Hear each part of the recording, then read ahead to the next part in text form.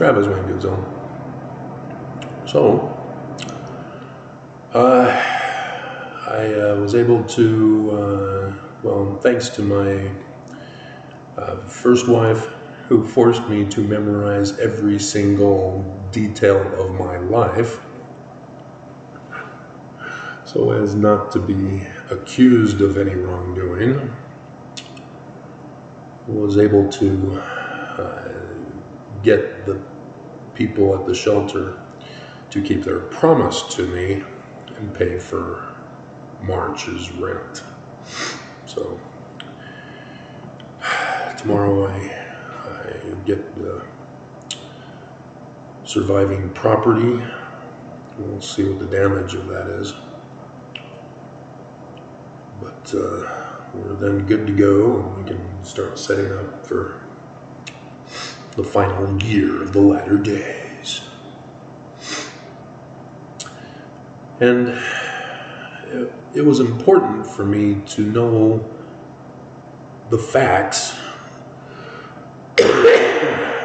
versus the lies that they were trying to tell me. They were accusing me of saying, "Oh, you don't need to cover first month's rent for March. I can handle it all by myself." I mean, seriously?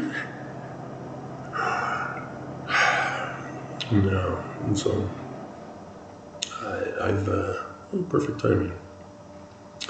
I've got that settled. And in regards to videos that are online, that are circulating, which most of them, probably all of them, used to come from publications in print. And it's the same situation. But the problem is that Joseph isn't around to defend himself. And so it's necessary, as people who are doing research on the LDS Church, that we know how to catch the lies and the misinformation that are being spread out there. And so this video is important for Mormons. Mormons shouldn't have to fear this, because the church is true, right? And if the church isn't true, don't you want to know so that you can leave? Why would you be afraid to find out that the church isn't true because you don't want to leave?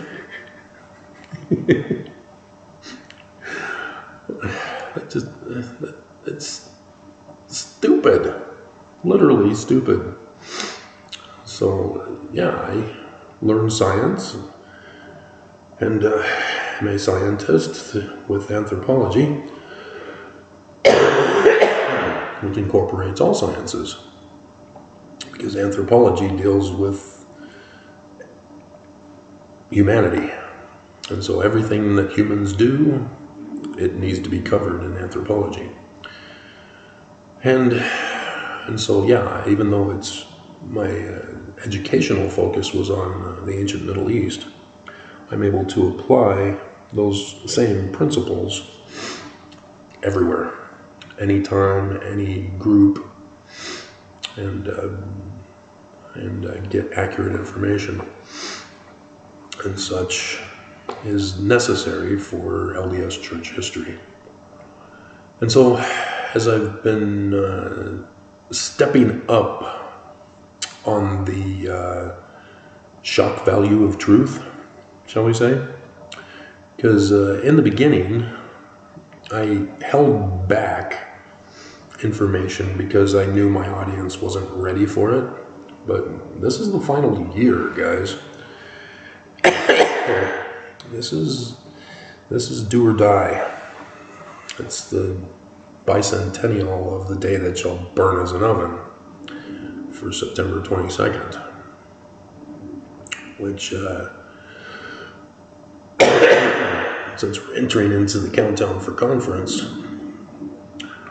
if they don't cover it in April conference, oh, you're going to hear it from me.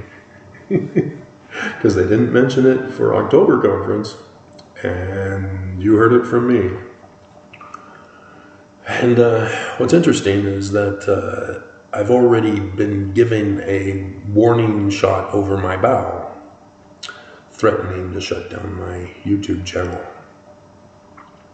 So be aware of that. There are enemies who want me silenced to not tell you the truth. But like I said, I am an expert in the field, whether you want to believe it or not. And so Joseph Smith's church was Jewish, Kabbalah specifically. And so when the Book of Mormon tells you to have the learning of the Jews as you're interpreting what's being said in the Book of Mormon, you get to the Tree of Life, and you're supposed to be going, oh, the Kabbalah Tree of Life. And then you're supposed to know all about it. And so as you're reading the text, you'll catch those clues about the Tree of Life. Not just the Tree of Life itself, but there are other facets on the Tree of Life, the perfection of the human, that are being written in the text of the Book of Mormon. And ex-Mormons, yes, that's my contribution to the books that are found, contemporary books found within the Book of Mormon. And so, guess what that means? If it's a Jewish style of writing, it's not Christian. And so it's not Jesus. It's the Jewish Christ, who is a mortal human being, man. And Joseph Smith says he's going to be a Mormon from the Great and Abominable Church. And so which church changed the name of Joseph's church to include Jesus, the Great and Abominable Christ of the Great and Abominable Church? Yeah. And so anytime you come across old or LDS church history documents in which they're saying that during Joseph's time, he or others were referring to the church as the Church of Jesus Christ, you know they're lying to you.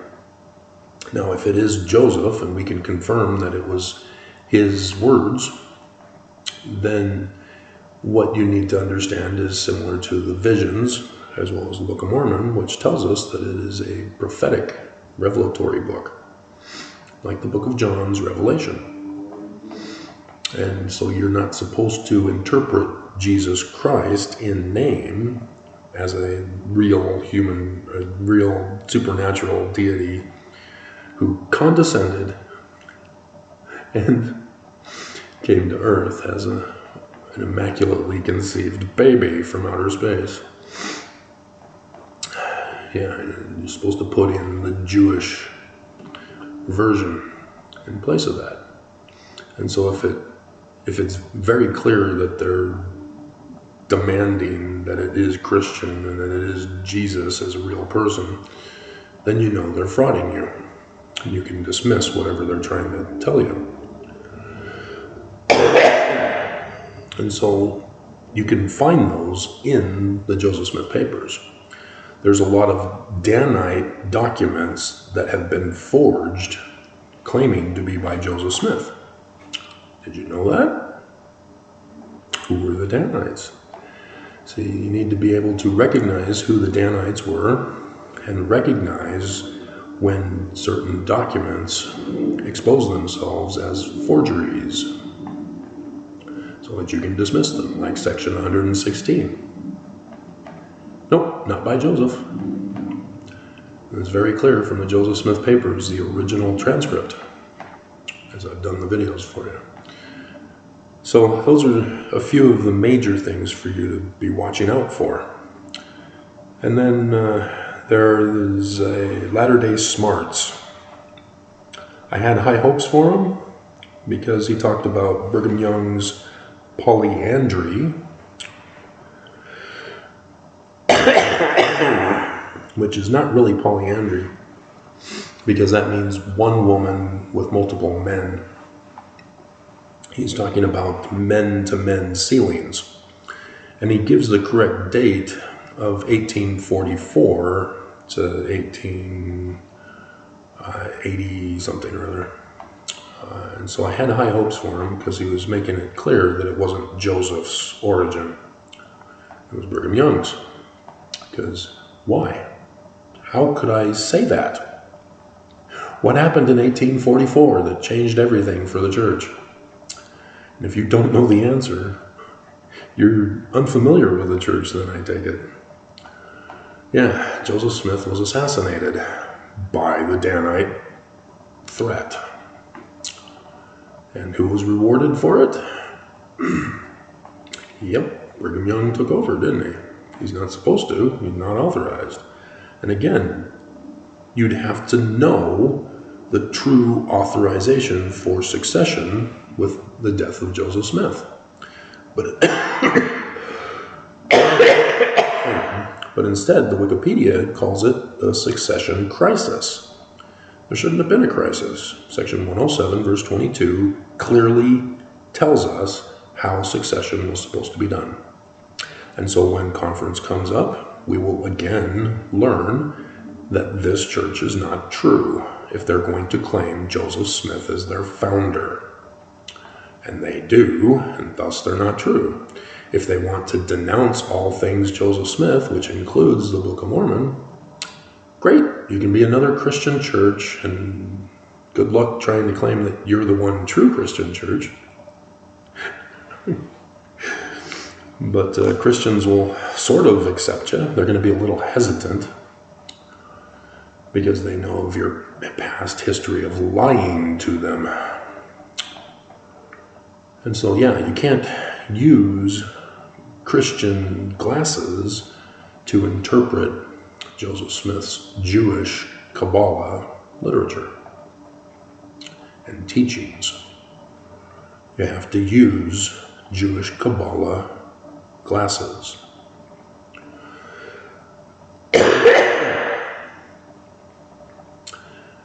And that's another issue that I find with many of the critical videos that come out,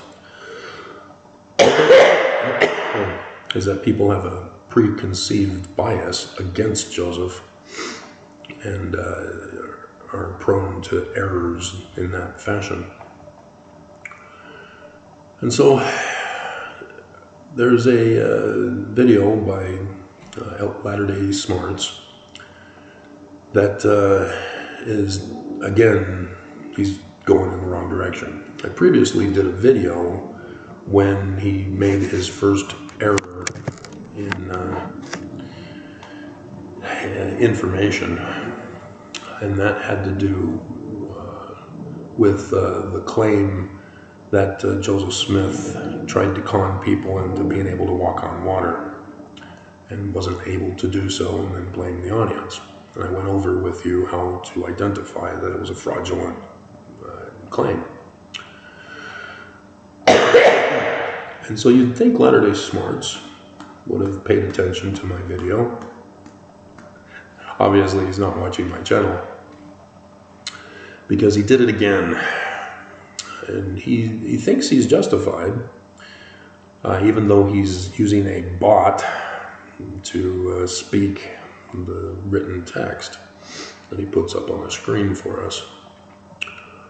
And that's always a warning signal that if you're not listening to a real person and it's not their channel and they're not quoting somebody or referencing somebody, you have to have red flags flying all over the place as a warning for you. And so now that he's had strike 2, that's good enough for me to know that I can't trust him now, especially with the bot voice that he uses to hide who his real identity is. And so it's clear that he's misinforming the public about Joseph Smith. Brigham Young, he's still on my good side for that. but he's staying away from Brigham Young, as I've noticed. And so the similar problem is that he's getting an affidavit, which is in the church archive vault, but nonetheless is an affidavit, a testimonial of an 85-year-old man. Yeah, 1888. He's giving an affidavit about what he knew about the Smith family. And so the title of the video is Mormon Prophet Joseph Smith and Family, Spiritual Wifery, 116 pages, treasure digging reputation. And among the unique claims that we get from this Hines, I think it's Hine or Hines, affidavit, is that he claims that Sidney Rigdon and Emma had an affair. That's the spiritual wifery. Cheating on your spouse is not spiritual wifery. Spiritual wifery is a form of polygamy that doesn't involve an actual marriage certificate. It's like going to a bar on the weekend and sleeping with a different girl each week.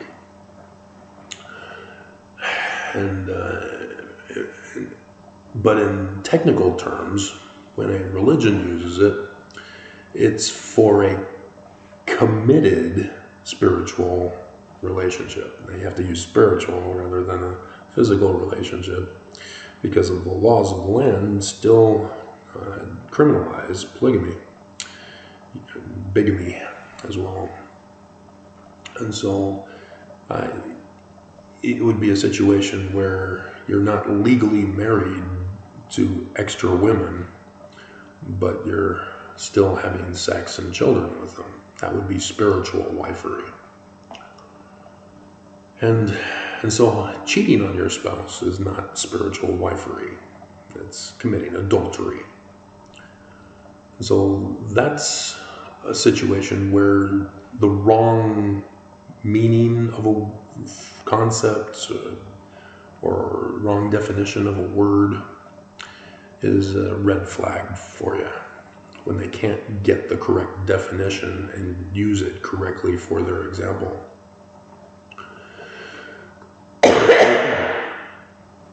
And then with 116 pages, wow, it was a jumble of information that had a mixture of accuracy, almost accurate, but is the wrong place, person, event, or whatever. And then just full out misinformation. For example, instead of the Whitmer home, the Cole home? Coleman? Cole? Something like that. The Coleman, or it was Coleman County, that's right, where Newell K. Knight was from. That Joseph had nothing to do with the 116 pages with Newell K. Knight. But what's interesting is that the affidavit claims that Oliver Cowdery was working on the 116 pages before Martin Harrison stole them. Or actually, he actually says something different, in which he says his wife stole the documents, stuck them in her bosom, and showed them to a doctor, and she told him to keep them safe. And so he's twisted the claim that was given by someone else when you look up the Joseph Smith papers this Joseph Smith never indicates that was the case. This was another person who's claiming that that's what happened, in which Oliver or Martin Harris, asked to take the documents to show them to his friends so he can be popular, and the 3 times rejection and so forth. Yeah, you need to go to the Joseph Smith papers to identify the incorrect information, because the actual information that is verified as coming from Joseph Smith is that Martin Harris is the wicked man. And if it was just an innocent mistake of he, took the manuscripts and they just went missing, you can't be blamed for that. You fall asleep at night, you have to go to sleep at night, and somebody comes in and steals them. You can't be blamed for that. And so the story of blaming the wife, even though it's more fun that she stuck him in her bosom, but you have to be able to recognize when somebody's lying to you. And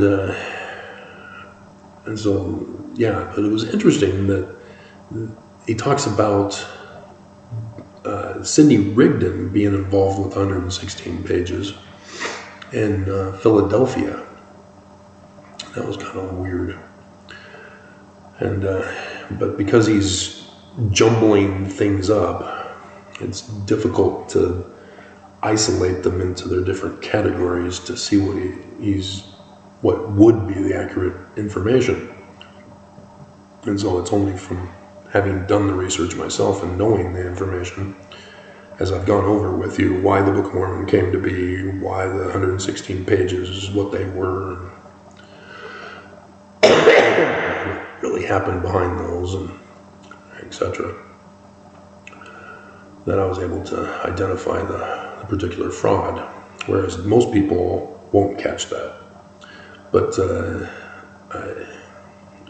in our day and age, too many people love to hear false accusations, as the response is the big thing these days.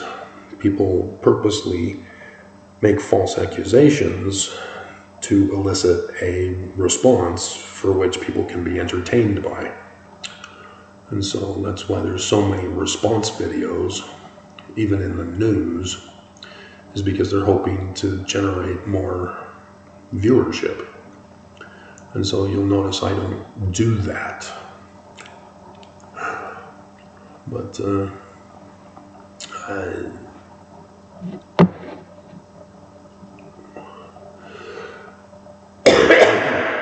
and so, yeah, it's important, in conclusion,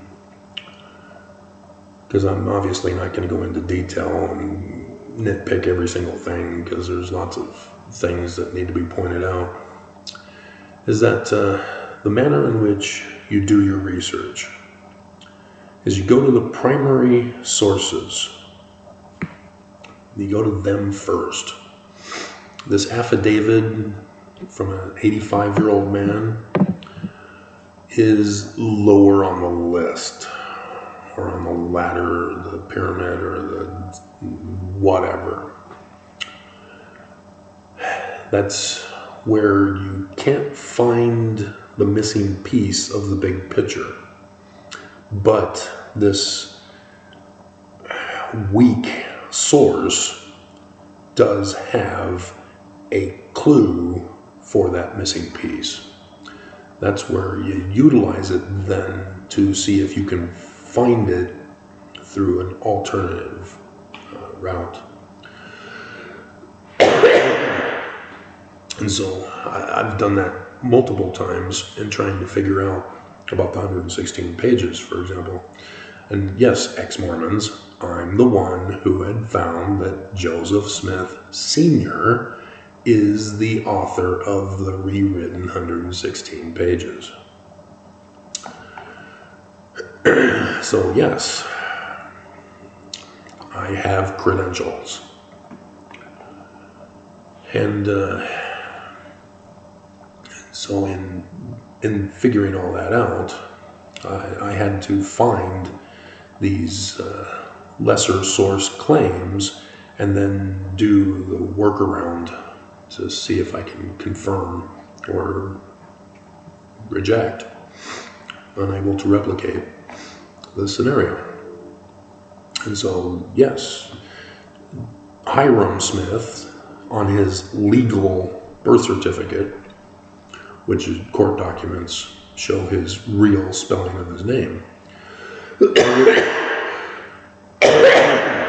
which is Hiram, not Hyrum. And if you don't understand why it's spelled differently for us, then you are unaware of the reason for the Book of Mormon in the first place. 9/11, 1826, Canandaigua, New York. Joseph Smith Sr. is the Master Mason of the York Rites Lodge in Canandaigua, New York. And takes on the responsibility as the Master Mason to finish the book and get the warning out to the American people. But again, if you're new or you are unfamiliar with my videos, you're going, what? Yes, Joseph Smith Sr. is an American hero. And nobody knows it but me and those who watch my videos.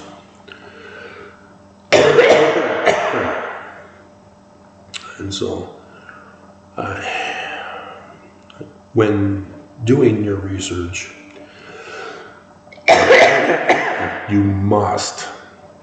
And if he had done this before just going, ooh, this is tantalizing, I'm going to get lots of views for this, he would have set it up so that he has a page for people, a page for places, a page for dates, and a page for events. People, places, events, dates. Yeah. And so, places, I was able to confirm geographical locations and their proximity to events in the surrounding area. And so, as Hiram, with names, is spelled differently, it's similar to the Hiram Abiff of Freemasonry.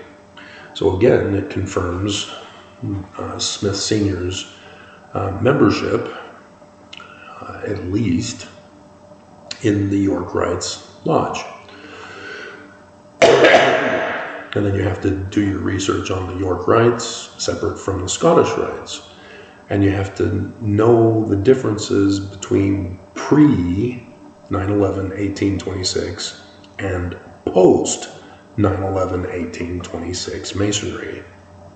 There are differences, and there are specific changes made after 1826 because of the events of 9/11, 1826. And so, yes, you need to be able to distinguish between the two masonries. One's the 33rd, and the other is the Knights Templar. Oh, Friday the 13th. Egyptian gold plates. Yeah, see, this is what this Hines guy does not factor in. He's just assuming that treasure digging is where the whole thing came from. He even uses Captain Kidd again, as this guy becomes the source for Captain Kidd and Joseph Smith. Please. No, it's the York Rites Knights Templar. That's the source for the Egyptian gold plates. And that's why it's gold and not golden. And so even though Joseph Smith talks about in the history that he gets the plates and he's able to run around in the forest with them, he still calls them gold plates, which means they're 200 pounds.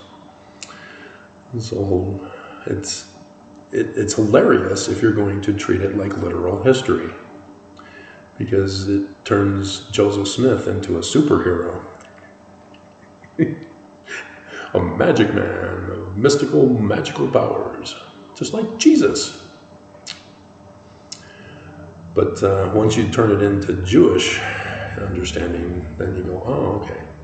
And that comes in with the new Israelites that did practice spiritual wifery in Vermont. But there is no indication that Smith Sr. was involved with spiritual wifery with that organization. And the reason why is you find out that the particular religion of Nathaniel Wood is Congregationalist. And you only were able to participate in spiritual wifery if and only if you were approved to become a member. And so it's clear Joseph Smith Sr. was not a member. Oh, we got a storm blowing in. That's great. The weather report said it's not going to interrupt my move tomorrow, but how much snow is this going to dump? And is it lake effect snow? It does seem to be blowing from the south, though.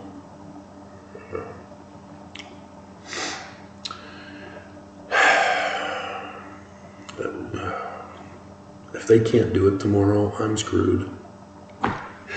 Maybe I can cancel it, but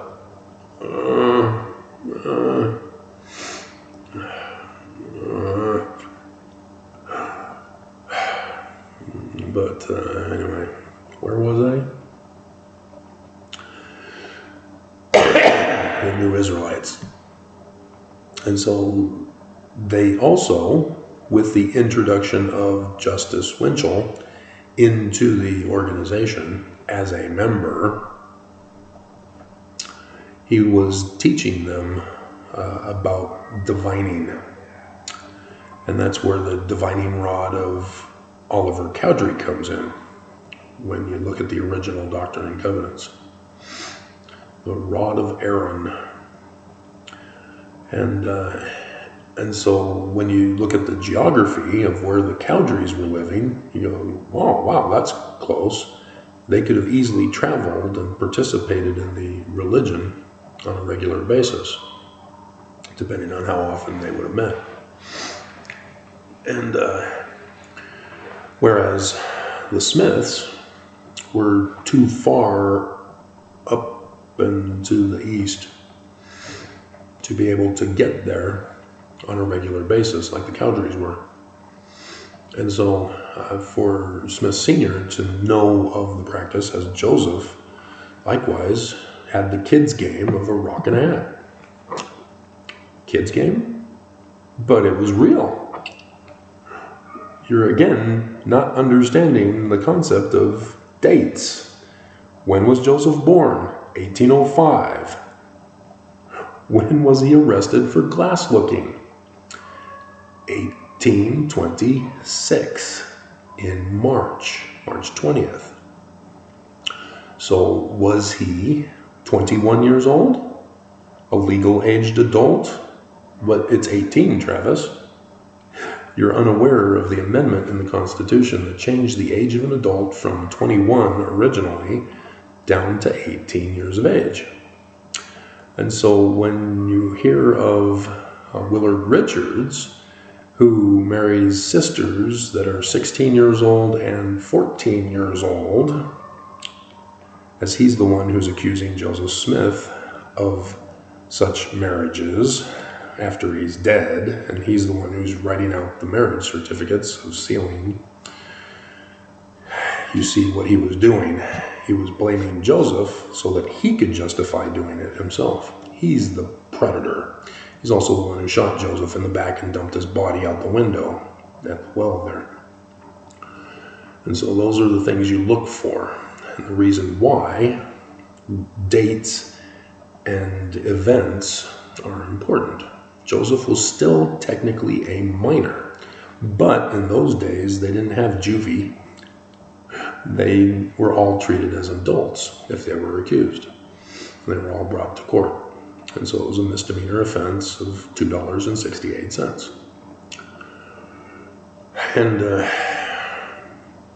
And so knowing the jail is important in its location and proximity to events that are supposedly happening.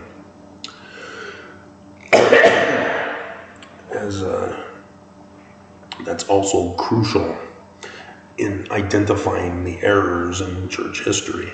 And so, yes, I'm the one who does the videos emphasizing Harmony north of Pittsburgh, Pennsylvania. I do that for a reason, so that you go, there's more than one Harmony? Well, sort of, but not really. There was until the Postal Service came to Pennsylvania. And then the Harmony Susquehanna River, Pennsylvania, had to have the town name changed so that there's only one Harmony in Pennsylvania. And so when did Joseph Smith supposedly do his 116 pages in Pennsylvania? And thus which Harmony would it therefore have been? Yeah, it could only have been Harmony north of Pittsburgh, because the town was no longer called Harmony. And it wasn't called Harmony when Joseph Smith Sr. moved into Palmyra. And so it had long been changed as a name. And the only way to know that is to find the particular web link to the Susquehanna County site that goes over the history of each of the different towns in the county. And it's tough for me to find. And fortunately, I had made a copy and paste of the web link and the information contained in it. It's in the other file thing, in the tons of Egyptian gold plates that I have, because the abridgment was the 200 pounds. I haven't made an abridgment yet. And so, yes, you're supposed to know what I'm talking about when I'm saying such things.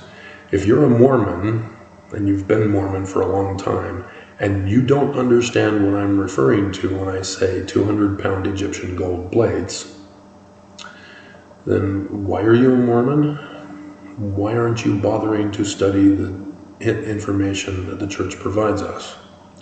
Because when you do that, and you do it as a scientist, putting all of the different segments together, you're then able to go, wait a minute, this person is claiming that this is the person for this event on this date at this location. And then you realize, okay, well, this is a primary source. This claim that is different is a lesser source. Obviously, the primary source wins. But the more primary source, it doesn't win per se, but it's better trusted.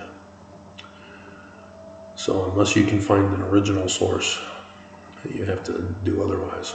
And so knowing the speed of a horse on a regular travel is necessary. That's how I was able to figure out the distance was too far for Joseph Smith Sr. to get there. Is because of horse travel. He would have had the family horse. Dad, can I borrow the horse? I have a date. Do you do your chores? Oh, no date with the horse unless you do your chores. So those are kind of important to understand, is that anachronisms, you want to avoid those. And anybody who puts in an anachronism, as this affidavit has lots of them, but they're closer in time than the 200-year distance anachronisms that often get pulled out of people's minds today. So 40 minutes. Wow, a long video for you. Which, because of my fast internet speed, should take no time at all. This is awesome. I should be able to get to the New Testament Sunday school lessons again, resume where I left off on those, as well as do other research videos for you. So, yippee-ki-yay. Ode to Die Hard. So yes, I do put out clues for you, and oftentimes, not all the time, but oftentimes I'll have a song that relates to the theme of the video. And sometimes I'll even, it's an awesome fit.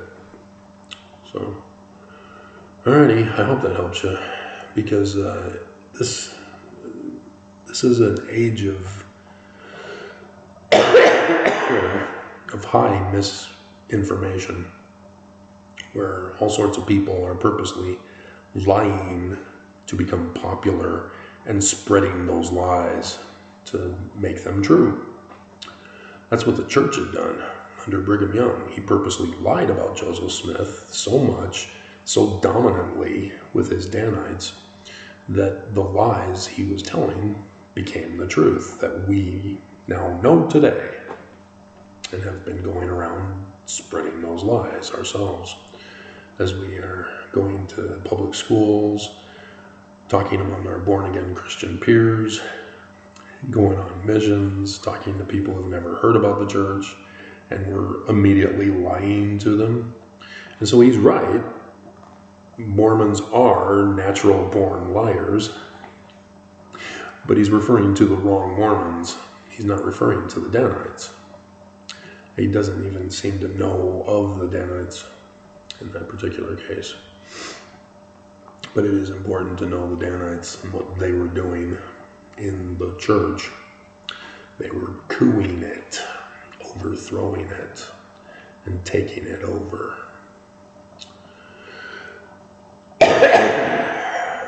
And thus Nelson. You can't assume Nelson knows nothing of this, especially when he's doing what he's doing, if you're paying attention.